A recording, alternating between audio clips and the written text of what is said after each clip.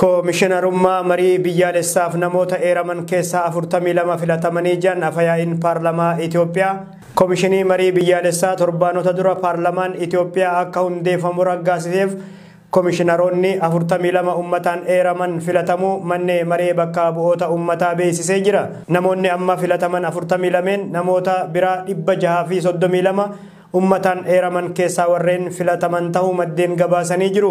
Afayaa'iin paarlamaa Itoophiyaa obbo Taagazee Caafoo ibsa miidiyaaf kennan keessatti ummanni koomishinaroota akka eeru yaamicha godhameen eeruu kenname keessaa namoonni 42 filatamanii jiru jedhan. Garuu tarree warreen filatamanii keessa namoonni jiran eenyu fa'aa akka ta'an hanga ammatti ifa hin goone. Torbaanotaaf eeruu ummataa kennamaa tureen namoonni 632 hanga torbaan irratti eeramuu isaanii obbo Taagazeen himuu isaanii maddeen biyya keessaa gabaasanii jiru.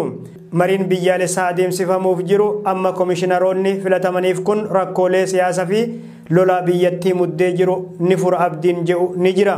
Garuu adeemsa fi walabummaa koomishinii mootummaan hundeessee fi hirmaachisummaa marii irratti ammas yaaddoo olaanaatu jira.